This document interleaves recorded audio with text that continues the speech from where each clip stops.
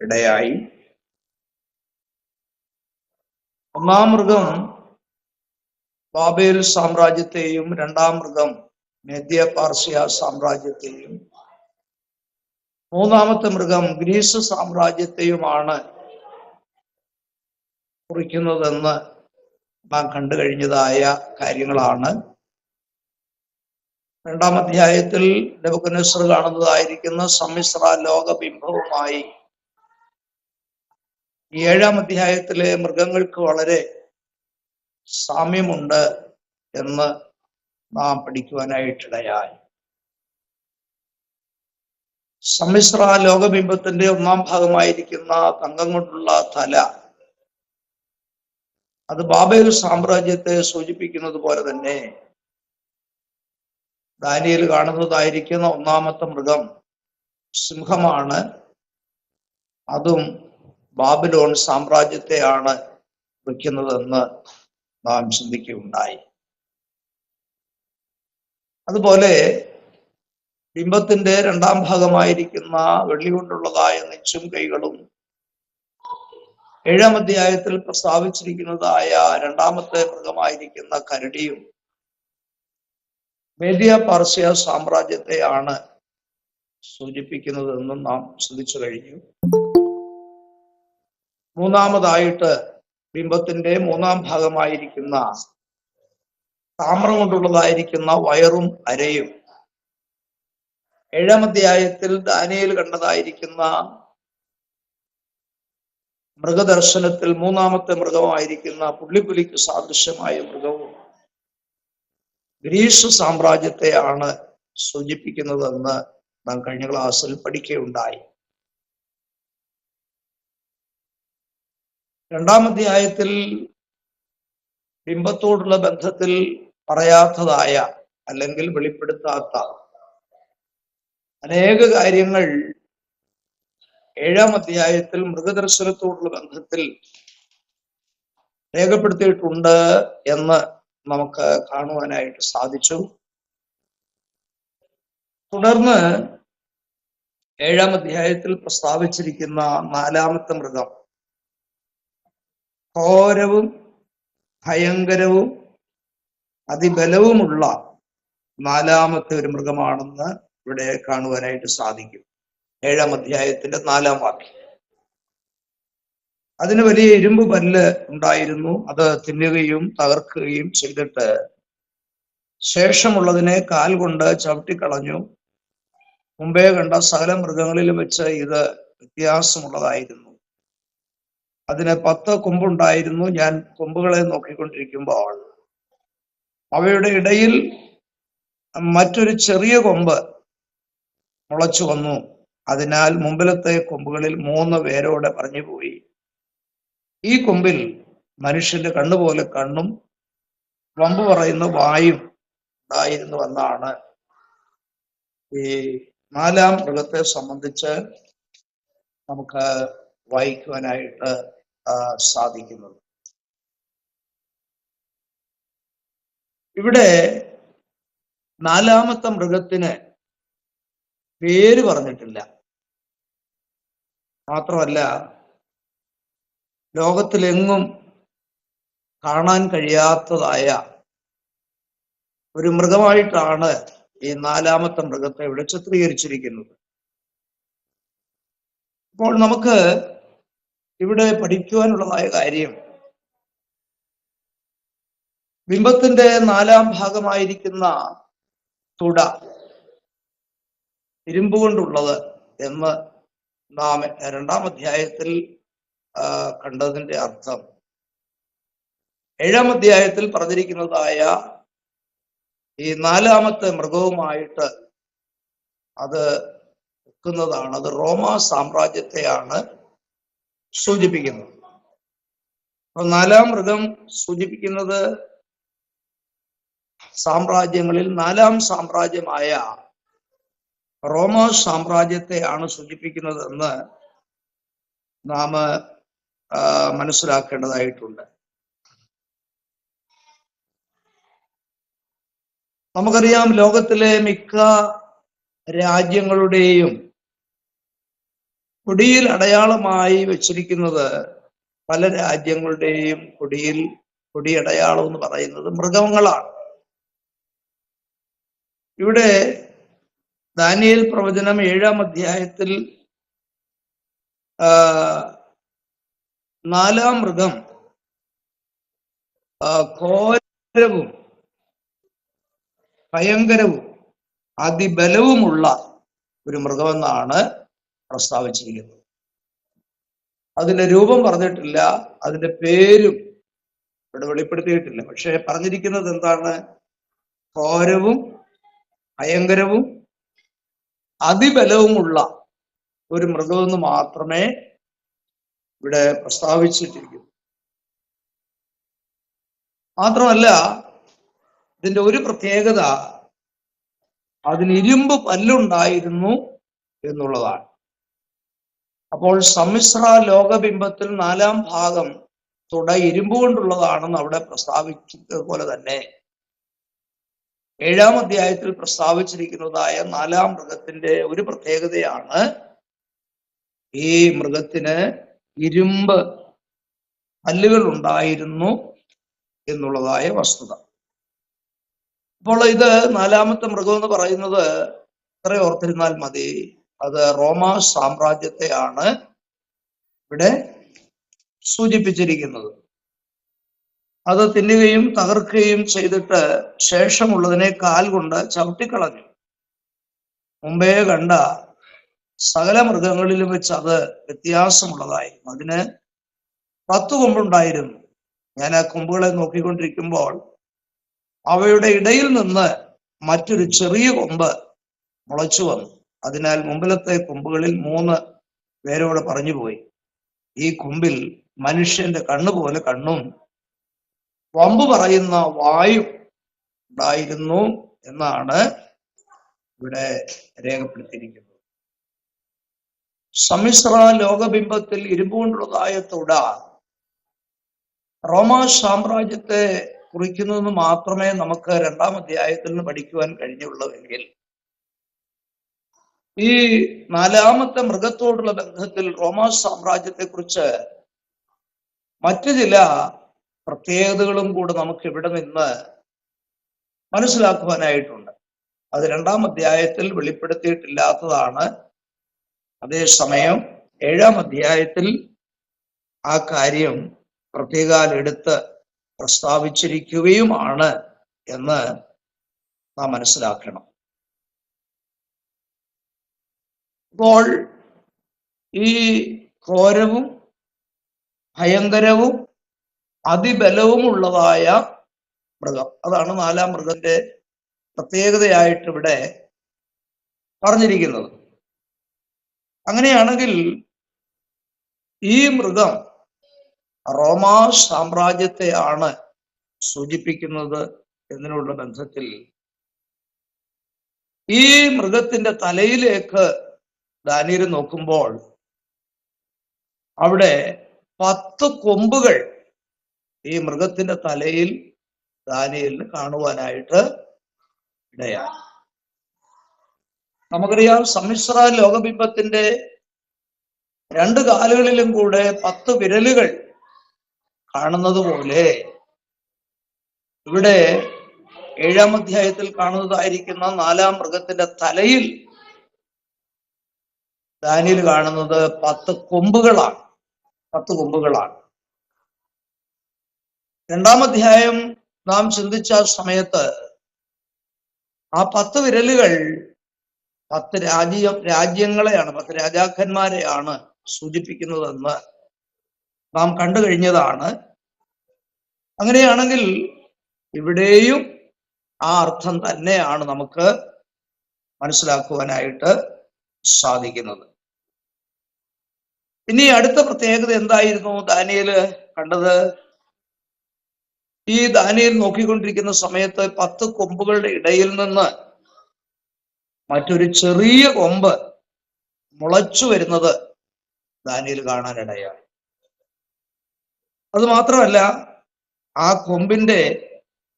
കൊമ്പിൽ മനുഷ്യന്റെ കണ്ണുപോലെ കണ്ണും വമ്പ് പറയുന്ന വായു ഉണ്ടായിരുന്നു. അതാണ് ദാനിയേൽ കാണുന്നതായിരിക്കുന്ന ദർശനത്തിൽ നാലാം മൃഗത്തിന്റെ മറ്റൊരു പ്രത്യേകത എന്ന് നാം മനസ്സിലാക്കണം. അങ്ങനെയാണെങ്കിൽ ഈ 10 കൊമ്പുകളുടെ ഇടയിൽ നിന്ന് മുളച്ചു വരുന്നതായിരിക്കുന്ന ഈ ചെറിയ കൊമ്പ് ഭാവിയിൽ വെളിപ്പെടാനിരിക്കുന്നതായ എതിർ ക്രിസ്തുവിനെയാണ് സൂചിപ്പിക്കുന്നത്. ചെറിയ കൊമ്പ് മഹോപദ്രവകാലത്ത് വെളിപ്പെടാനിരിക്കുന്നതായ എതിർ ക്രിസ്തുവിനെയാണ് ഈ ചെറിയ കൊമ്പ് കാണിക്കുന്നത് എന്ന് നമ്മൾ ഈ ഭാഗത്ത് നിന്ന് മനസ്സിലാക്കേണ്ടതായിട്ടുണ്ട്. എന്തായിരുന്നു കൊമ്പിന്റെ പ്രത്യേകത? ചെറിയ കൊമ്പിന്റെ പ്രത്യേകത എന്താണ്? മനുഷ്യന്റെ കണ്ണ് പോലെ കണ്ണും വമ്പ് പറയുന്ന വായും ഈ കൊമ്പിൽ ഉണ്ടായിരുന്നു എന്നുള്ളതാണ് ഈ കൊമ്പിന്റെ പ്രത്യേകത.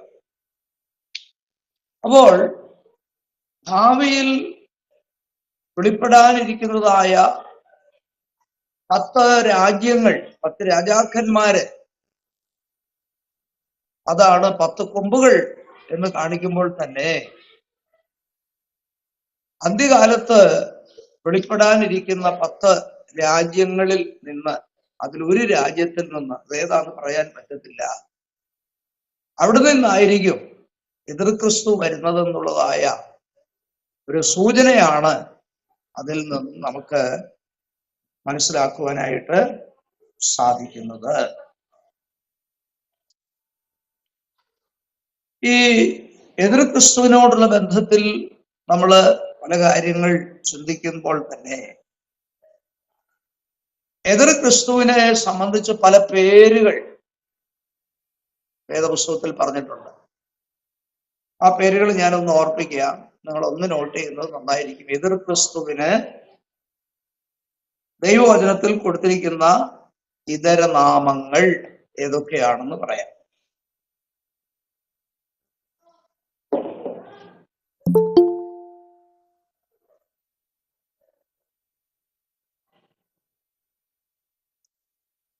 ഒന്ന്, ദുഷ്ടൻ. യെശയ്യാവ് 11:4 ദുഷ്ടൻ എന്ന് എതിർ ക്രിസ്തുവിനെ സംബന്ധിച്ച് പ്രസ്താവിച്ചിട്ടുണ്ട്. ദുഷ്ടൻ, യെശയ്യാവ് 11:4.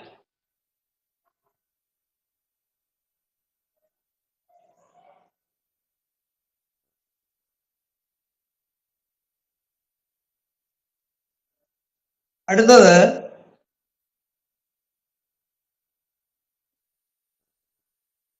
ഉഗ്രഭാവമുള്ള രാജാവ്.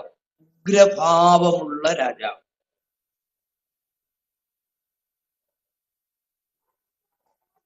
ഉഗ്രഭാവമുള്ള രാജാവ്. ദാനിയേൽ 8:28.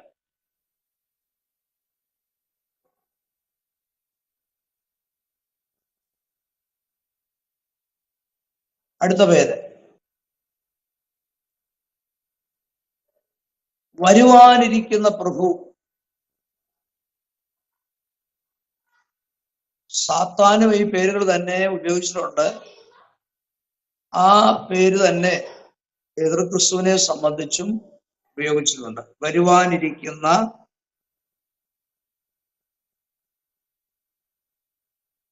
ആദ്യം പറഞ്ഞ ദുഷ്ടൻ, യെശയ്യാവ് 11:4.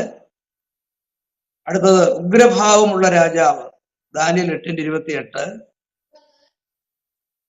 അടുത്ത പേരാണ് വരുവാനിരിക്കുന്ന പ്രഭു,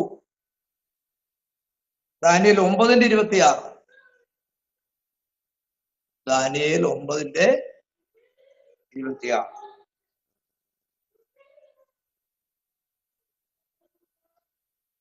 അടുത്ത പേര് സ്വന്തം ഇഷ്ടം ചെയ്യുന്ന രാജാവ്. സ്വന്തം ഇഷ്ടം ചെയ്യുന്ന രാജാവ്.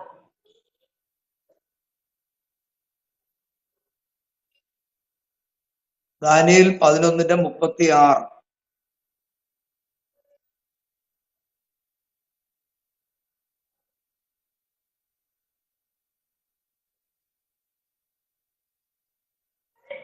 എതിർ ക്രിസ്തുവിന് കൊടുത്തിരിക്കുന്ന അടുത്ത പേര് അധർമ്മമൂർത്തി.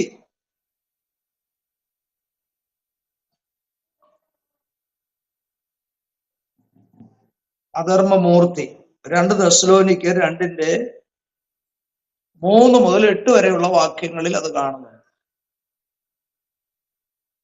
2 തെസ്സലോനിക്കർ 2:3 മുതൽ 8 വരെ.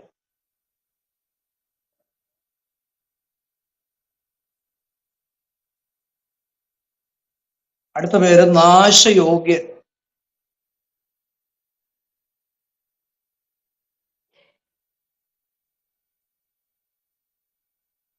നാശയോഗ്യൻ 2 തെസ്സലോനിക്കർ 2:3.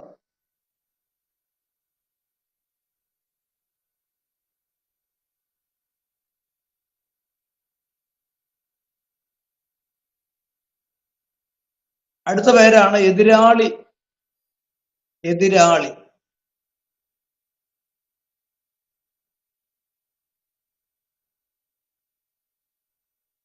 2 തെസ്സലോനിക്കർ 2:4.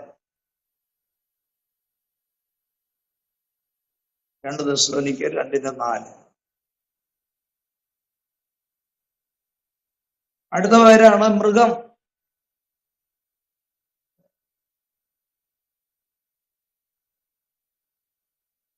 മൃഗം വെളിപ്പാട് 17:3.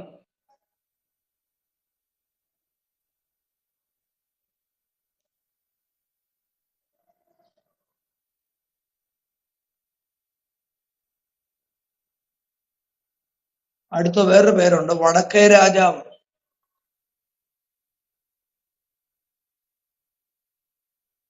വടക്കേ രാജാവ് ദാനിയേൽ 11:40.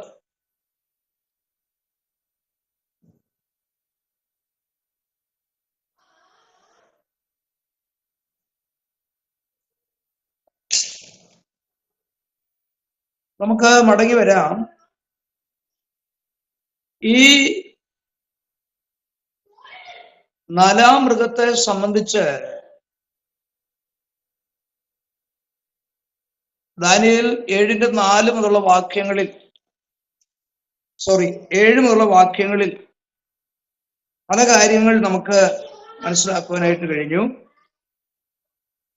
പിന്നെ ഈ 10 കൊമ്പുകളുടെ ഇടയിൽ നിന്ന്, ഈ മൃഗത്തിന്റെ തലയിലുള്ളതായ 10 കൊമ്പുകളുടെ ഇടയിൽ നിന്ന് ഒരു ചെറിയ കൊമ്പ് മുളച്ചു വരികയും ആ ചെറിയ കൊമ്പിൽ മനുഷ്യന്റെ കണ്ണുപോലെ കണ്ണും വമ്പ് പറയുന്ന വായു ഉണ്ടായിരുന്നുവെന്ന് ദാനിയേല് പറഞ്ഞ ശേഷം 9-ാം വാക്യത്തിൽ നമുക്ക് കാണാൻ കഴിയുന്നത്, ഞാൻ നോക്കിക്കൊണ്ടിരിക്കെ അവർ ന്യായാസനങ്ങളെ വെച്ചു, വയോധികനായ ഒരുവൻ ഇരുന്നു. അവന്റെ വസ്ത്രം ഹിമം പോലെ വെളുത്തതും അവന്റെ തലമുടി നിർമ്മലമായ ആട്ടുരോമം പോലെയും അവന്റെ സിംഹാസനം അഗ്നിജ്വാലയും അവന്റെ രഥചക്രങ്ങൾ കത്തുന്ന തീയും ആയിരുന്നുവെന്ന് ഇവിടെ നമുക്ക് കാണുവാൻ കഴിയും. എന്ന് പറഞ്ഞാൽ എതിർ ക്രിസ്തുവിനെ സംബന്ധിച്ച് ചെറിയ കൊമ്പ്, അത് മനുഷ്യന്റെ കണ്ണുപോലെ കണ്ണും വമ്പ് പറയുന്ന വായു ഉണ്ടായിരുന്നു എന്ന് നേരത്തെയുള്ള വാക്യങ്ങളിൽ, മുകളിലത്തെ വാക്യങ്ങളിൽ പറഞ്ഞ ശേഷം പിന്നെ ഒരു ന്യായാസനമാണ് ദാനിയേൽ കാണുന്നത്. എന്ന് പറഞ്ഞാൽ എതിർ ക്രിസ്തുവിന്റെ വമ്പ് പറയുന്നതായിരിക്കുന്ന നാവ്, അല്ലെങ്കിൽ അവൻ വമ്പ് പറഞ്ഞതുകൊണ്ട് വിശുദ്ധന്മാർക്കെതിരെയും കർത്താവിനെതിരെയുമായിട്ട് അവൻ വമ്പ് പറഞ്ഞതുകൊണ്ട് അവനെ ന്യായവിധി നടത്തുവാനായിട്ട് ഒരു ന്യായാസനം അവിടെ നമുക്ക് കാണുവാൻ കഴിയും. അതിന്റെ അർത്ഥം എതിർ ക്രിസ്തുവിനെ ന്യായം വിധിക്കുന്ന ഒരു ന്യായവിധിക്ക് വേണ്ടിയാണ് അവിടെ ന്യായാസനങ്ങളെ വെച്ചതായിട്ട് നമുക്ക് കാണുവാനായിട്ട് സാധിക്കുന്നു. നോക്കിക്കേ, ആര് ദൈവസന്നിധിയിൽ തെറ്റ് ചെയ്യുന്നു അല്ലെങ്കിൽ കുറ്റങ്ങൾ ചെയ്യുന്നു, അവരെ ദൈവം എന്ത് ചെയ്യുന്നവനാണ്? ന്യായം വിധിക്കുന്ന ദൈവമാണ്. അതുകൊണ്ടാണ് എബ്രായ ലേഖനം 9-ാം അധ്യായത്തിന്റെ അവസാന വാക്യത്തിൽ പറഞ്ഞിരിക്കുന്നത്, ഒരിക്കൽ മരിക്കുകയും പിന്നെ ന്യായവിധിയും മനുഷ്യർക്ക് നിയമിച്ചിരിക്കുന്നു. അപ്പൊ അങ്ങനെയാണെങ്കിൽ എതിർ ക്രിസ്തുവിനെ ന്യായം വിധിക്കുന്ന ഒരു ന്യായാസനമാണ് തുടർന്ന് നമുക്ക് ഈ 7-ാം അധ്യായത്തിൽ തുടർന്ന് നമുക്ക് കാണുവാനായിട്ട് സാധിക്കുന്നത്. അപ്പോൾ ദൈവം ആരാണ്? ന്യായാധിപതിയായ ദൈവമാണ്. വാസ്തവത്തിൽ നമ്മുടെ ദൈവം ഇപ്പോൾ അവനൊരു രക്ഷിതാവായിട്ടാണ് വെളിപ്പെട്ടിരിക്കുന്നതെങ്കിലും ഒരു കാര്യം ഓർത്തുകൊള്ളണം, നമ്മുടെ ദൈവം ഒരു ന്യായാധിപതിയായി വേഗത്തിൽ വെളിപ്പെടുവാൻ പോകുകയാണ് എന്നുള്ളതായിരിക്കുന്ന ആ ബോധ്യം എല്ലാവരിലും ഉണ്ടായിരിക്കേണ്ടത് ആവശ്യമാണ്. കാരണം ദൈവത്തെ അറിയാത്തവർക്കും ദൈവവചനത്തോട് എതിര് കാണിച്ചവർക്കും ദൈവത്തിനെതിരായി നിന്നവർക്കുമെല്ലാം അന്ത്യനാളിൽ ഒരു ന്യായവിധി ഉണ്ട് എന്നുള്ളതാണ് ഈ ഭാഗം നമ്മെ ഓർപ്പിക്കുന്നത് എന്നുള്ള കാര്യം കൂടെ ഈ അവസരത്തിൽ ഞാൻ പ്രസ്താവിച്ചു കൊള്ളുകയാണ്. ആ ന്യായാസനത്തെ കുറിച്ചുള്ളതായ വിശദീകരണമാണ് തുടർന്നുള്ള വാക്യങ്ങളിൽ നമുക്ക് കാണുവാനായിട്ട് സാധിക്കുന്നത്. അത് നിങ്ങൾ സമയം ലഭിക്കുമ്പോൾ ആ കാര്യങ്ങൾ നിങ്ങൾ വായിച്ച് മനസ്സിലാക്കേണ്ടത് ആവശ്യമാണ്. നമുക്കിനി 8-ാം അധ്യായത്തിലേക്ക് പ്രവേശിക്കാം. എന്താണ് 8-ാം അധ്യായത്തിലെ വിഷയം? ആട്ടുകൊറ്റനും കോലാട്ടുകൊറ്റനും, അല്ലേ? അതാണ് 8-ാം അധ്യായത്തിലെ വിഷയം. നമ്മള് സബ്ജക്റ്റ് ബേസിലാണ് ഈ അധ്യായങ്ങളെല്ലാം അല്ലെങ്കിൽ ഈ പ്രവചന ഭാഗം ചിന്തിച്ചു പോകുന്നത്. അപ്പോൾ 1-ാം അധ്യായം മുതൽ നമ്മൾ അനേക കാര്യങ്ങൾ ഈ സബ്ജക്റ്റ് ബേസിൽ നമുക്ക് ചിന്തിക്കാനായിട്ട് ഇടയായി.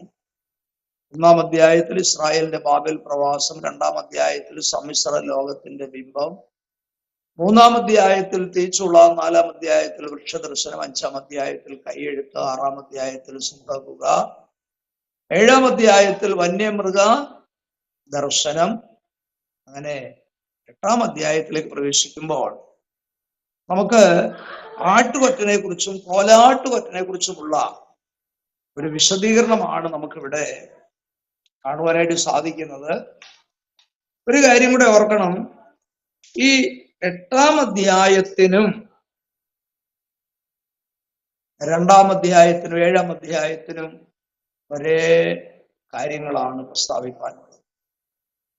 2-ാം അധ്യായത്തിൽ പറഞ്ഞിരിക്കുന്ന അതേ കാര്യം തന്നെയാണ്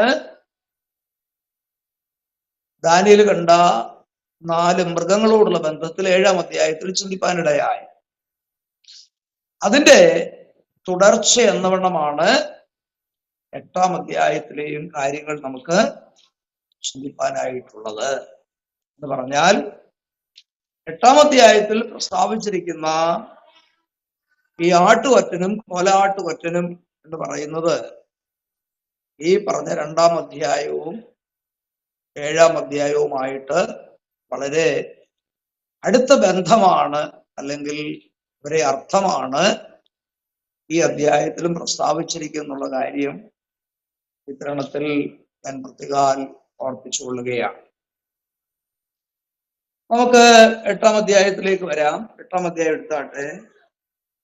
8-ാം അധ്യായത്തിന്റെ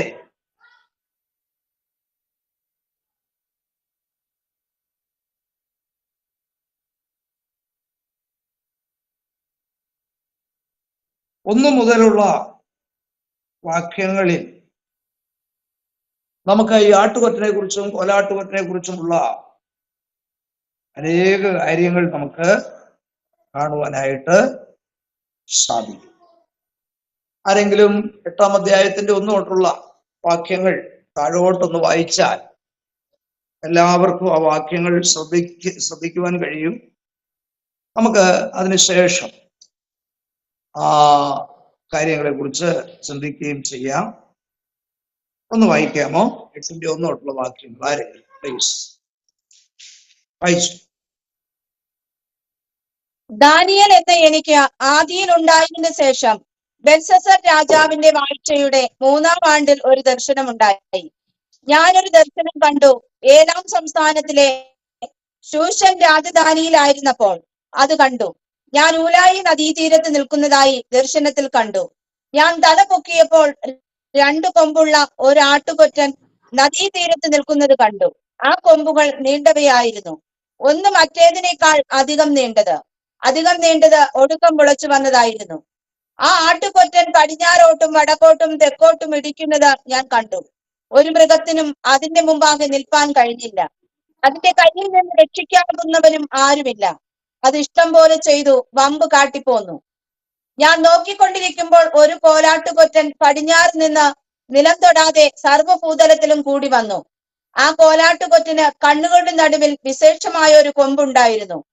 അത് നദീതീരത്ത് നിൽക്കുന്നതായി ഞാൻ കണ്ട 2 കൊമ്പുള്ള ആട്ടുകൊറ്റന്റെ നേരെ ക്രോധത്തോടെ പാഞ്ഞു ചെന്നു. അത് ആട്ടുകൊറ്റനോട് അടുക്കുന്നത് ഞാൻ കണ്ടു. അത് ആട്ടുകൊറ്റനോട് ക്രുന്തിച്ചു. അതിനെ ഇടിച്ച് അതിന്റെ കൊമ്പ് 2 തകർത്തു കളഞ്ഞു. അതിന്റെ മുമ്പിൽ നിൽപ്പാൻ ആട്ടുകൊറ്റന് ശക്തിയില്ലാതെ ഇരുന്നു. അത് അതിനെ നിലത്തു തള്ളിയിട്ട് ചവിട്ടിക്കളഞ്ഞു. അതിന്റെ കയ്യിൽ നിന്ന് ആട്ടുകൊറ്റനെ രക്ഷിപ്പാൻ ആരും ഉണ്ടായിരുന്നില്ല. പോരാട്ടുകൊറ്റൻ ഏറ്റവും വലുതായി തീർന്നു. എന്നാൽ അത് ബലപ്പെട്ടപ്പോൾ വലിയ കൊമ്പ് തകർന്നു പോയി. അതിനു പകരം ആകാശത്തിലെ 4 കാറ്റിനു നേരെ ഭംഗിയുള്ള 4 കൊമ്പ് മുളച്ചു വന്നു. അവയിൽ ഒന്നിൽ നിന്ന് ഒരു ചെറിയ കൊമ്പ് പുറപ്പെട്ടു. അത് തെക്കോട്ടും കിഴക്കോട്ടും മനോഹര ദേശത്തിനു നേരെയും ഏറ്റവും വലുതായി തീർന്നു. അത് ആകാശത്തിലെ സൈന്യത്തോളം വലുതായി തീർന്നു. സൈന്യത്തിലും നക്ഷത്രങ്ങളിലും ചിലതിനെ നിലത്ത് തള്ളിയിട്ട് ചവിട്ടിക്കളഞ്ഞു. അത് സൈന്യത്തിന്റെ അധിപതിയോളം തന്നെത്താൻ വലുതാക്കി അവനുള്ള നിരന്തര ഹോമയാഗം അപഹരിക്കുകയും അവന്റെ വിശുദ്ധ മന്ദിരം ഇടിച്ചു കളയുകയും ചെയ്തു. മതി. Thank you. ഇവിടെ വായിച്ചു കേട്ടതായിരിക്കുന്ന ഈ കാര്യങ്ങളാണ് 8-ാം അധ്യായത്തിൽ പ്രസ്താവിച്ചിരിക്കുന്ന ആട്ടുകൊറ്റനെ കുറിച്ചും കോലാട്ടുകൊറ്റനെ കുറിച്ചുമുള്ളതായിരിക്കുന്ന വിശേഷതകൾ.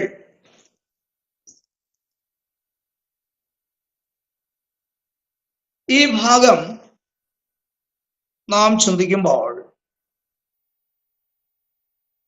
ദൈവത്തിന്റെ ദാസനായിരിക്കുന്ന ദാനിയേല് ഉലായി എന്ന് പറയുന്ന നദീതീരത്ത് നിൽക്കുന്നതായിട്ടാണ് കാണുവാൻ സാധിക്കുന്നത്. ആദ്യമായിട്ട് ഇവിടെ പറഞ്ഞിരിക്കുന്നത് ഒരാട്ടുകൊറ്റനെ ദാനിയേൽ കണ്ടുവെന്നാണ്. ഈ ആട്ടുകൊറ്റൻ സമ്മിശ്ര ലോകബിംബത്തിന്റെ 2-ാം ഭാഗമായിരിക്കുന്ന നെഞ്ചും കൈകളും, വെള്ളി കൊണ്ടുള്ള നെഞ്ചും കൈകളും മേദ്യ പാർസ്യ സാമ്രാജ്യത്തെ കാണിക്കുന്നത് പോലെ 7-ാം അധ്യായത്തിൽ പറഞ്ഞിരിക്കുന്ന 2-ാം മൃഗമായിരിക്കുന്ന കരടിയോട് സദൃശമായ മൃഗവും അതും മേദ്യ പാർസ്യ സാമ്രാജ്യത്തെ സൂചിപ്പിക്കുന്നു. ഈ ആട്ടുകൊറ്റനും മേദ്യ പാർസ്യ സാമ്രാജ്യത്തെയാണ് സൂചിപ്പിക്കുന്നത്. 8-ാം അധ്യായത്തിൽ ബാബിലോൺ സാമ്രാജ്യത്തെ കുറിച്ച് രേഖപ്പെടുത്തിയിട്ടില്ല. എന്നാൽ 8-ാം അധ്യായത്തിൽ ദാനിയേൽ കാണുന്നതായ 1-ാം മൃഗമായ ആട്ടുകൊറ്റൻ അത് 2-ാം സാമ്രാജ്യമായ മേദ്യ പാർസ്യ സാമ്രാജ്യത്തെയാണ് സൂചിപ്പിക്കുന്നതെന്ന് പ്രത്യേകം ഓർത്തിരിക്കണം.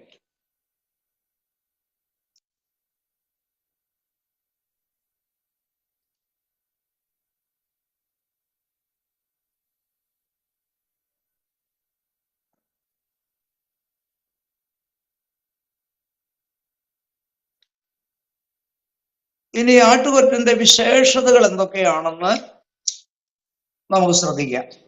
അപ്പോൾ മനസ്സിലായല്ലോ, ആട്ടുകൊറ്റൻ 2-ാം സാമ്രാജ്യമായ മേദ്യ പാർസ്യ സാമ്രാജ്യത്തെയാണ് സൂചിപ്പിക്കുന്നത്. അങ്ങനെയാണെങ്കിൽ ഈ ആട്ടുകൊറ്റന്റെ പ്രത്യേകതകൾ ചിലത് ഇവിടെ വായിച്ചു കേൾക്കുവാനായിട്ടിടയായി. എന്തായിരുന്നു ആ പ്രത്യേകത? ഈ ആട്ടുകൊറ്റന് 2 കൊമ്പുണ്ടായിരുന്നു. എന്നാൽ ഒരു കൊമ്പ് മറ്റേ കൊമ്പിനേക്കാൾ നീളമുള്ളതായിരുന്നു. അത് ഒടുവിൽ മുളച്ചു വന്ന കൊമ്പായിരുന്നു എന്നൊക്കെ നമുക്ക് കാണുവാനായിട്ട് സാധിച്ചു.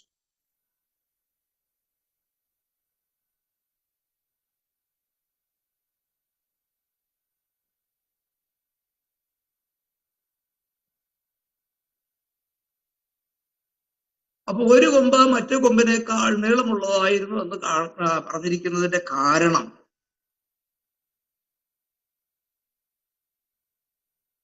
എന്താണെന്നറിയാമോ? നമ്മള് 7-ാം അധ്യായത്തിൽ 2-ാം മൃഗമായിരിക്കുന്ന കരടിയെ സംബന്ധിച്ച് ചിന്തിച്ചപ്പോൾ കരടി മേദ്യ പാർശ്യ സാമ്രാജ്യത്തെയാണ് സൂചിപ്പിക്കുന്നതെന്നും അത് ഒരു പാർശ്വം മറ്റേ പാർശ്വത്തെക്കാൾ ഒരു പാർശ്വം ഉയർന്നു നിൽക്കുന്നതായിട്ട് നമുക്ക് കാണാനിടയായി. എന്തായിരുന്നു അതിന്റെ അർത്ഥം ചിന്തിച്ചത്? മേദ്യരേക്കാൾ പാർസികൾ ശക്തിയുള്ളവരായിരുന്നു എന്നാണ് അവിടെ നമുക്ക് ചിന്തിപ്പാനിടയായെങ്കിൽ, ഇവിടെയും ഒരു കൊമ്പിനേക്കാൾ മറ്റേ കൊമ്പ് നീളമുള്ളതായിരുന്നു എന്ന് പറഞ്ഞാൽ ഇവിടെയും ആ അർത്ഥമാണ് സൂചിപ്പിക്കുന്നത്. ഏതർത്ഥം? മേദ്യരേക്കാൾ പാർസികൾ എല്ലാ നിലകളിലും ശക്തിയുള്ളതായിരുന്നു എന്നാണ് ഇവിടെ നമുക്ക് മനസ്സിലാക്കുവാനായിട്ട് സാധിക്കുന്നത്.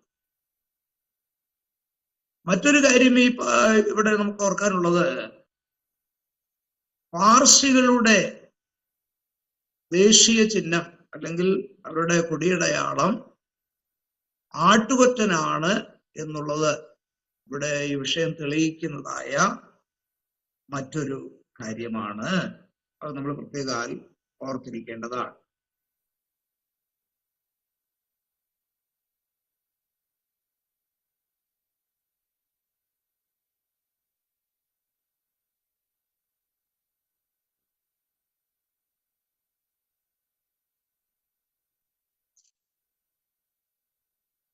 മാത്രമല്ല,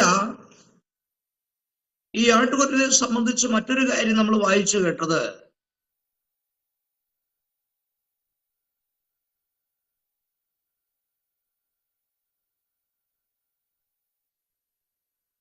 പടിഞ്ഞാറോട്ടും തെക്കോട്ടും വടക്കോട്ടും ഇടിക്കുന്ന ഒരു കാഴ്ച ദാനിയേൽ കാണാനിടയായി.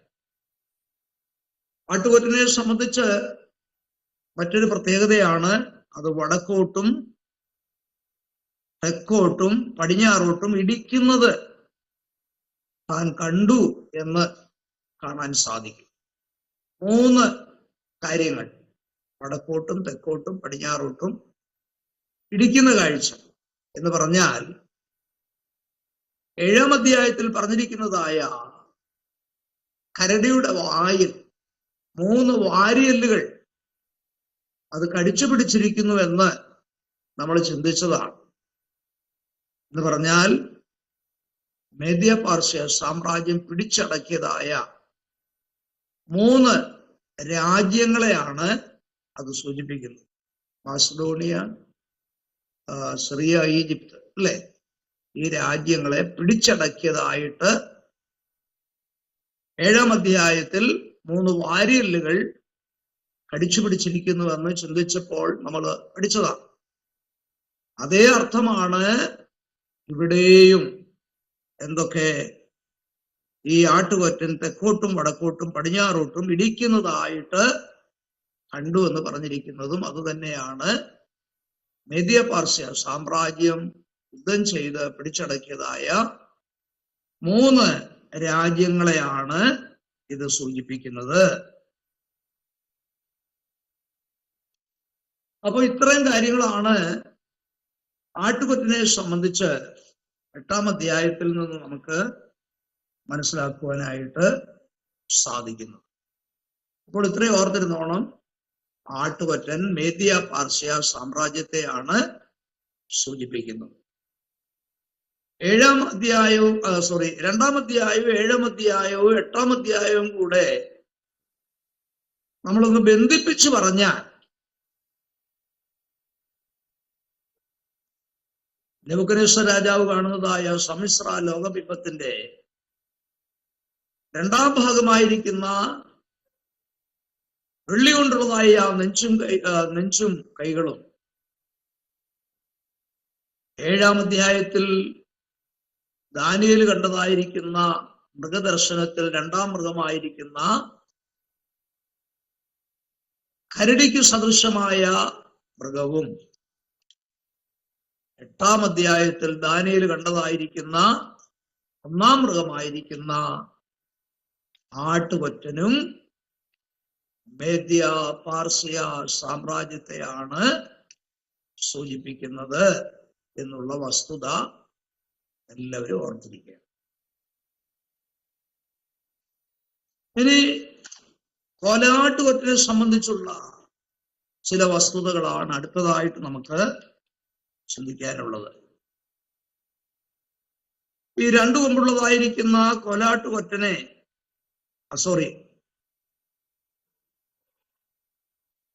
ആട്ടുകൊറ്റനെ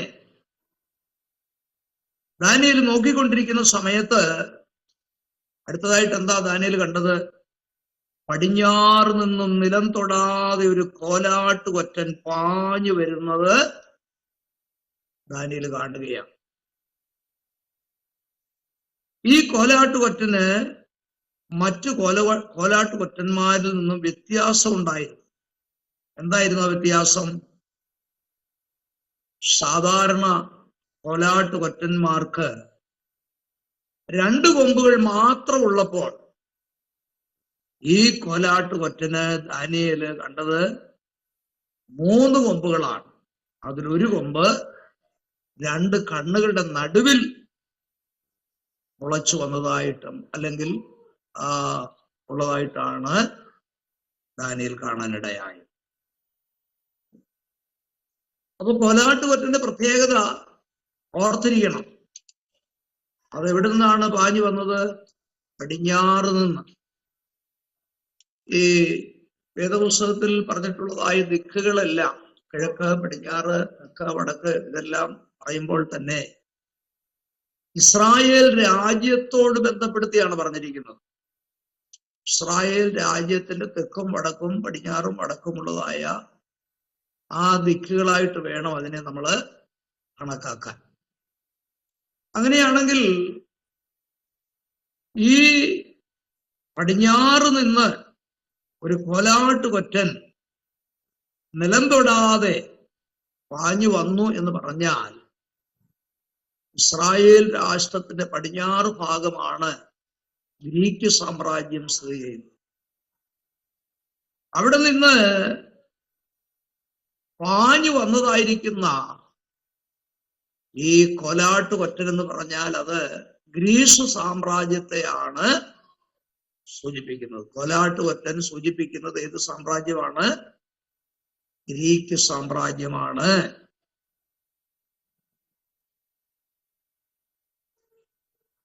അങ്ങനെയാണെങ്കിൽ ഈ കോലാട്ടുകൊറ്റൻ വരുന്ന വരവ് വളരെ പ്രത്യേകതയോടുള്ള ഒരു വരവാണ്. കാൽ നിലത്ത് തൊട്ടിട്ടില്ല, പാഞ്ഞു വരികയാണ്. നിലം തൊടാതെ പാഞ്ഞു വന്നതായിട്ടാണ് ഗ്രീസ് സാമ്രാജ്യത്തെ സംബന്ധിച്ച് ഇവിടെ എഴുതിയിരിക്കുന്നത്. എന്ന് പറഞ്ഞാൽ ഗ്രീസ് സാമ്രാജ്യത്തിന്റെ പ്രധാനപ്പെട്ട ചക്രവർത്തിയായിരുന്ന അലക്സാണ്ടർ ചക്രവർത്തിയുടെ സൈന്യത്തിന്റെ വേഗതയാണ് അത് സൂചിപ്പിക്കുന്നത്. നിലം തൊടാതെ പാഞ്ഞു വന്നു എന്ന് പറഞ്ഞാൽ അലക്സാണ്ടർ ചക്രവർത്തിയുടെ സൈന്യത്തിന് അത്രമാത്രം വേഗത ഉണ്ടായിരുന്നുവെന്നാണ് മനസ്സിലാക്കേണ്ടത്. ഒരു കാര്യം നമുക്കിവിടെ മനസ്സിലാക്കാൻ കഴിയുന്നത്, ഈ കോലാട്ടുകൊറ്റന്റെ പ്രത്യേകത എന്താന്നാ പറഞ്ഞേ? മറ്റു കോലാട്ടുകൊറ്റന്മാർക്ക് 2 കൊമ്പുകൾ മാത്രം ഉള്ളപ്പോൾ ഈ കോലാട്ടുകൊറ്റന്റെ പ്രത്യേകത എന്ന് പറഞ്ഞാൽ ഇതിന്റെ കണ്ണുകളുടെ നടുവിൽ മൂന്നാമത് മറ്റൊരു കൊമ്പുണ്ടായിരുന്നു. ഈ പറയുന്നതായിരിക്കുന്ന കൊമ്പ് അത് അലക്സാണ്ടർ ചക്രവർത്തിയെയാണ് സൂചിപ്പിക്കുന്നത്. അലക്സാണ്ടർ ചക്രവർത്തിയെയാണ് കണ്ണുകളുടെ നടുവിലുള്ളതായിരിക്കുന്ന കൊമ്പ് സൂചിപ്പിക്കുന്നത് എന്നുള്ള കാര്യം മറക്കരുത്. കഴിഞ്ഞ ക്ലാസ്സുകളിൽ അലക്സാണ്ടർ ചക്രവർത്തിയെ കുറിച്ച് ഞാൻ ലഘുവായിട്ട് ചില കാര്യങ്ങൾ ഓർപ്പിച്ചു. തൻ്റെ 20ാമത്തെ വയസ്സിലാണ് ഗ്രീസ് സാമ്രാജ്യത്തിന്റെ ഭരണം താന് ഏറ്റെടുക്കുവാനിടയായി. ഏതാണ്ട് 13 വർഷം താൻ ഭരിച്ച 33ാമത്തെ വയസ്സിൽ അനേക രാജ്യങ്ങൾ വെട്ടിപ്പിടിച്ച് കീഴടക്കി തൻ്റെ 33ാമത്തെ വയസ്സിൽ എന്ത് ചെയ്തു? ലോകത്തിൽ നിന്ന് താൻ മാറ്റപ്പെടുവാനായിട്ടിടയായി. നമ്മുടെ ഇന്ത്യയിലേക്ക് അദ്ദേഹം പ്രവേശിച്ചു. പഞ്ചാബ് വരെ അദ്ദേഹം വന്നു, യുദ്ധം ചെയ്ത് ഇങ്ങനെ വന്നു എന്നാണ് ചരിത്രരേഖ വെളിപ്പെടുത്തിയിരിക്കുന്നത്. അങ്ങനെ നദീതീരത്ത് നിൽക്കുന്നതായ ആട്ടുകൊറ്റനെ ഈ കോലാട്ടുകൊറ്റൻ കണ്ട സമയത്ത് ഉഗ്രകോപത്തോടെ കോലാട്ടുകൊറ്റന്റെ അടുത്ത് ചെന്ന് എന്ത് ചെയ്തു? അതിനെ ഇടിച്ച് താഴെ ഇടുവാനായിട്ടിടയായി. എന്ന് പറഞ്ഞാൽ അതിന്റെ അർത്ഥം ആട്ടുകൊറ്റൻ മെദിയ പാർശ്യ സാമ്രാജ്യത്തെയാണ് സൂചിപ്പിക്കുന്നതെങ്കിൽ ആ ആട്ടുകൊറ്റനെ ഉഗ്രകോപത്തോടെ ഇടിച്ച് നിലം പതിപ്പിച്ചു എന്ന് പറഞ്ഞാൽ അതിന്റെ അർത്ഥം മെദിയ പാർശ്യ സാമ്രാജ്യവുമായിട്ട് നടന്ന യുദ്ധത്തിൽ മെദിയ പാർശ്യ സാമ്രാജ്യത്തെ താന് തോൽപ്പിച്ചു കളഞ്ഞു എന്നാണ് അതിന്റെ അർത്ഥം. ആര്? ഗ്രീസ് സാമ്രാജ്യത്തിന്റെ അധിപനായിരിക്കുന്ന അലക്സാണ്ടർ ചക്രവർത്തി അതിനെ ഇടിച്ച് താഴെയിട്ടു. അങ്ങനെ താഴെയിട്ടിട്ട് അതിനെ നിശേഷം ഇല്ലാതാക്കി താന് ഏറ്റവും വളർന്ന് വലുതായി പ്രബലപ്പെട്ടു എന്നാണ് ഈ കോലാട്ടുകൊറ്റനെ സംബന്ധിച്ച് എഴുതിയിരിക്കുന്നതെങ്കിൽ ആ വളർച്ചയും ആ കാര്യമെല്ലാം അലക്സാണ്ടർ ചക്രവർത്തിയെയാണ് സൂചിപ്പിക്കുന്നത് എന്നുള്ള കാര്യം മറക്കാതെ ഓർത്തിരിക്കുകയാണ്.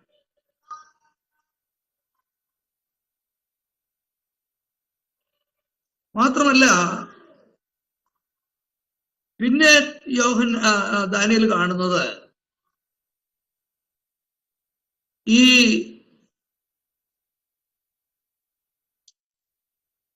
കണ്ണുകളുടെ നടുവിലുണ്ടായിരുന്ന കൊമ്പിന് എന്താ സംഭവിച്ചത്?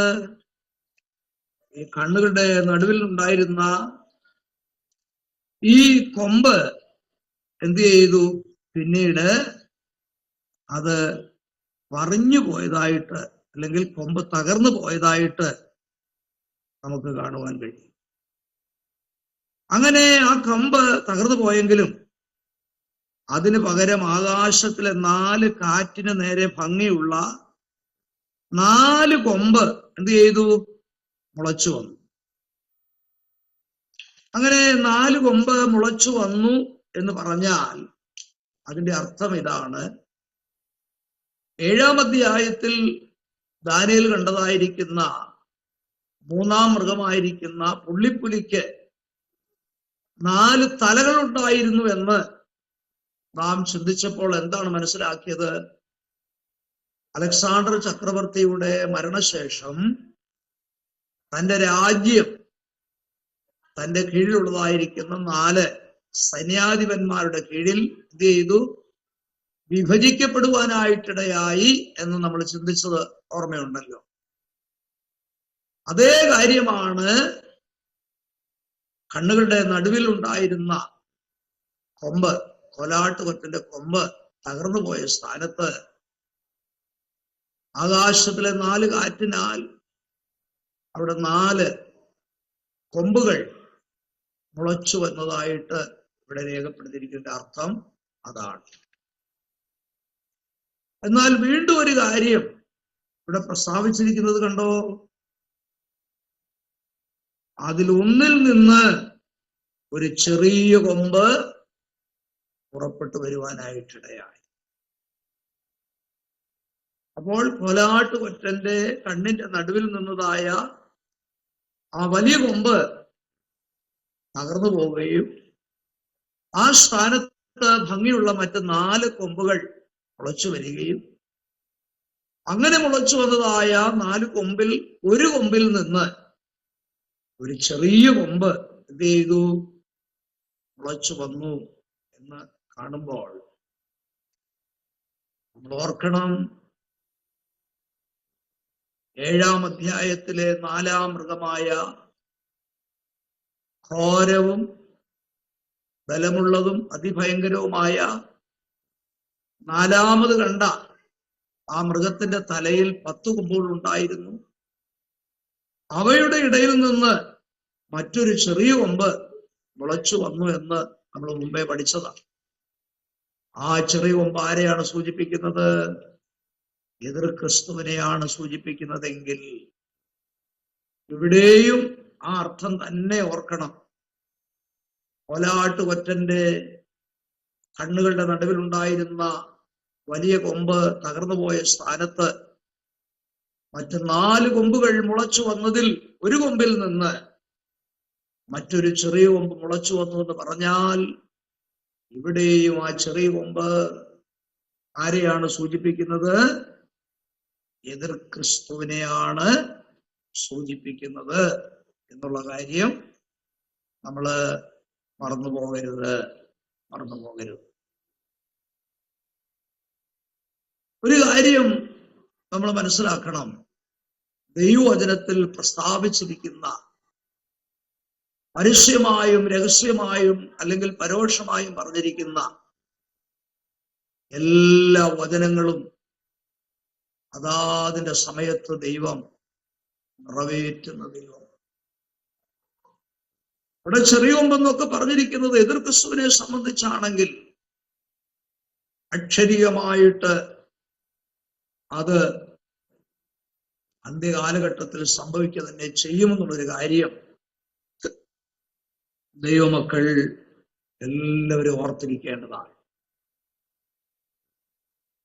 കാരണം അതിനു മുമ്പ് പ്രസ്താവിച്ച ദൈവവചനങ്ങളൊക്കെ അതാത് കാലഘട്ടങ്ങളിൽ നിറവേറ്റപ്പെടുവാനായിട്ടിടയാണ്. അല്ലേ? അതാണ് വേദപുസ്തകത്തിന്റെ നിസ്തുല്യത നിലയിക്കുന്നത്. ദൈവശ്വാസീയമായ ദൈവവചനത്തിന് മാറ്റമില്ല എന്ന് പറയുന്നത് അതുകൊണ്ടാണ്. ഒരു കാര്യം ഓർപ്പിക്കട്ടെ, ഈ പ്രവചന ഭാഗത്ത് പറഞ്ഞിരിക്കുന്നതായ ലോക സാമ്രാജ്യങ്ങളുടെ കാര്യങ്ങളാണ് നമ്മൾ ചിന്തിക്കുന്നതെങ്കിൽ ബാബിലോൺ സാമ്രാജ്യം മുതൽ റോമാ സാമ്രാജ്യത്തിന്റെ അവസാനം വരെയുള്ള കാര്യങ്ങൾ നെബൂഖദ്നേസർ രാജാവിനും ദാനിയേലിനും ദൈവം വെളിപ്പെടുത്തി കൊടുത്തതുപോലെ നമ്മുടെ പുറകിൽ, നമ്മുടെ മുൻപ് അനേക വർഷങ്ങൾക്കപ്പുറം അതെല്ലാം വ്യക്തമായി സംഭവിച്ചു എങ്കിൽ രാത്രി എന്നെ കേൾക്കുന്ന പ്രിയപ്പെട്ടവരൊരു കാര്യം ഓർത്തിരിക്കണം. ഇനിയും സംഭവിപ്പാൻ പോകുന്നു എന്ന് പറഞ്ഞിട്ടുള്ള എല്ലാ കാര്യങ്ങളും അതാതിന്റെ സമയത്ത് നടക്കുക തന്നെ ചെയ്യും. അതിനൊരു വ്യത്യാസവുമില്ല. അത് കൃത്യസമയത്ത് തന്നെ വെളിപ്പെടുവാനായിട്ട് ഇടയാകും. ലോകം ഇനി ഏറ്റവും താമസവിനെ കാണാൻ പോകുന്ന ഏറ്റവും വലിയ സംഭവം എന്ന് പറയുന്നത് നമ്മുടെ കർത്താവിന്റെ വരവായി. പഴയ പ്രവാചകന്മാര് പറഞ്ഞു യേശു വരും. പുതിയ നിയമത്തിലെ അപ്പോസ്തലന്മാര് പറഞ്ഞു യേശു വരും. യേശു തന്നെ പറഞ്ഞില്ലേ, ഞാൻ പോയതുപോലെ വരുമെന്ന്. ദൂതന്മാര് പറഞ്ഞില്ലേ. എത്ര സാക്ഷികളാണ് യേശുവിന്റെ വരവിനെ സംബന്ധിച്ച് പ്രസ്താവിച്ചിരിക്കുന്നത്. അങ്ങനെയാണെങ്കിൽ എത്രയും വേഗത്തിൽ നമ്മുടെ കർത്താവ് മധ്യാകാശത്തിൽ വരും. എന്തിനാണ് വരുന്നതെന്നറിയാമോ? താന് 2000-ൽ പരം വർഷങ്ങൾക്കപ്പുറം ഈ ലോകത്തിലേക്ക് വന്ന് ക്രൂശിൽ മരിച്ച് തന്റെ രക്തം ചിന്തി മരിച്ച് അടക്കപ്പെട്ട് ഉയർത്തെഴുന്നേറ്റ് സ്വർഗത്തിലേക്ക് പോയി യേശു ചൊരിഞ്ഞതായ രക്തത്തിന്റെ ആ വീണ്ടെടുപ്പ് പ്രാപിച്ച്, രക്തത്തിലൂടെ വീണ്ടെടുപ്പ് പ്രാപിച്ച് ദൈവമക്കളായി ദൈവസഭയായി തീർന്ന തന്റെ മണവാട്ടി സഭയെ ചേർക്കുവാനാണ് യേശു വരാൻ. അതെത്ര വേഗത്തിൽ സംഭവിക്കുക തന്നെ ചെയ്യും. അതിന്റെ അടയാളങ്ങൾ, ലക്ഷണങ്ങളൊക്കെ നമ്മുടെ കണ്ണിന്റെ മുമ്പിൽ നമ്മൾ കണ്ടുകൊണ്ടിരിക്കുകയാണ്. ഈ സംഭവങ്ങളെല്ലാം വിളിച്ചു പറയുന്നത് യേശു വരാറായി എന്നാണ്. യേശു വരാറായി. രാത്രി ആ ഒരു ചിന്ത നമ്മുടെ ഹൃദയത്തിലൊന്ന് നിറയപ്പെടട്ടെ. എന്തിനാണ് യേശു വരുന്നത്? തന്റെ സഭയെ ഇവിടെ നിന്ന് ചേർത്തുകൊള്ളാൻ വേണ്ടിയാണ്. കഷ്ടതയില്ലാത്ത, വേദനയില്ലാത്ത, മരണമില്ലാത്ത, ദുഃഖമില്ലാത്ത, വിശപ്പില്ലാത്ത, ദാഹമില്ലാത്ത ഒരു ദേശം നമുക്ക് വേണ്ടി കർത്താവ് തരാൻ പോവുകയാണ്. നമുക്ക് വേണ്ടി ഒരു ഭവനം കർത്താവ് തീർത്തുകൊണ്ടിരിക്കുന്നു. ആ വീട്ടിൽ നമ്മൾ എത്ര വേഗത്തിൽ ചേരാൻ പോവുകയാണ്. അതുകൊണ്ടാണ് തെസ്സലോനിക്ക ലേഖനത്തിൽ പറഞ്ഞത്, കർത്താവ് താൻ ഗംഭീരനാദത്തോടും പ്രധാന ദൂതന്റെ ശബ്ദത്തോടും ദൈവത്തിന്റെ കാഹളത്തോടും കൂടെ സ്വർഗത്തിൽ നിന്നിറങ്ങി വരികയും ക്രിസ്തുവിൽ മരിച്ചവർ മുമ്പേ ഉയർത്തെഴുന്നേൽക്കുകയും ചെയ്യും. പിന്നെ ജീവനോടെ ശേഷിക്കുന്ന നാം അവരോടൊരുമിച്ച് ആകാശത്തിൽ കർത്താവിനെ എതിരേൽപ്പാൻ മേഘങ്ങൾ എടുക്കപ്പെടും. ഇങ്ങനെ നാം എപ്പോഴും കർത്താവിനോട് കൂടെ ഇരിക്കും. ഉണ്ടോ? നാം കർത്താവിനോട് കൂടെ വിട്ടുപിരിയാതിരിക്കുന്ന ഒരു സമയം നമ്മുടെ മുൻപിൽ താമസമിനാ നമ്മൾ കാണാൻ പോവുകയാണ്. രാത്രി നമ്മുടെ പ്രത്യാശ ഒന്നുകൂടെ ഉണരേണ്ടത് ആവശ്യമാണ്. ദൈവസഭ മന്ദോഷണാവസ്ഥയിലേക്ക് മാറിക്കൊണ്ടിരിക്കുമ്പോൾ കർത്താവിന്റെ വരവിനെയാണ് അത് വിളിച്ചറിയിക്കുന്നത് എന്നുള്ള ചിന്ത നമ്മെ ഭരിക്കണം. ആ ചിന്ത ഭരിക്കുമ്പോൾ തന്നെ ഒരിക്കലും ഞാൻ കൈവിടപ്പെട്ടു പോകല്ലേ എന്നുള്ളതായ ആ വലിയ ആ ബോധ്യം നമ്മളിൽ ഉണരാനായിട്ടിടയാകും. കർത്താവിന്റെ വരവിന്റെ പൊൻപുലരിയിൽ ക്രിസ്തുവിൽ മരിച്ചുപോയ വിശുദ്ധന്മാർ ഉയർക്കും. തേജസ്സോടെ അവർ ഉയർത്തെഴുന്നേറ്റ് വരും. നമ്മൾ രൂപാന്തരം പ്രാപിക്കും. നമുക്ക് തേജസ് കർത്താവ് തരും. നാം പറന്നുയരും. കർത്താവ് നമ്മളെ ആഹ്വാനം ചെയ്ത് മധ്യാകാശത്തിൽ നിന്ന് അവൻ കൂട്ടിക്കൊണ്ട് സ്വർഗീയ സ്ഥലത്തേക്ക് നമ്മയും കൊണ്ട് പോകും. പിതാവിന്റെ സന്നിധിയിൽ നമ്മളെ കൊണ്ട് നിർത്തുമ്പോഴാണ് കർത്താവിന്റെ സന്തോഷം പൂർണ്ണമാകും. പറഞ്ഞാൽ ഞാൻ ഭൂമിയിലേക്ക് കടന്നുപോയി 33.5 വയസ്സ് വരെ അവിടെ ജീവിച്ച് ഞാൻ പങ്കപ്പാടുകൾ അനുഭവിച്ച് പിലാത്തോസിന്റെ മുൻപിൽ അടികൊണ്ട് ക്രൂശുമരം ചുമന്ന് ക്രൂശിൽ മരിച്ച് തന്റെ രക്തം ചൊരിഞ്ഞതിന്റെ ഫലം പിതാവിന്റെ മുമ്പിൽ വെച്ച് തന്റെ സഭയെ കാണുമ്പോഴാണ് കർത്താവിന്റെ സന്തോഷം പൂർണ്ണമായി തീരുന്നത്. ആ സന്തോഷത്തിലേക്ക് നാമും പ്രവേശിപ്പാൻ പോവുകയാണ്. നമ്മുടെ സമയം ആയല്ലോ. ഞാൻ എൻ്റെ വാക്കുകൾ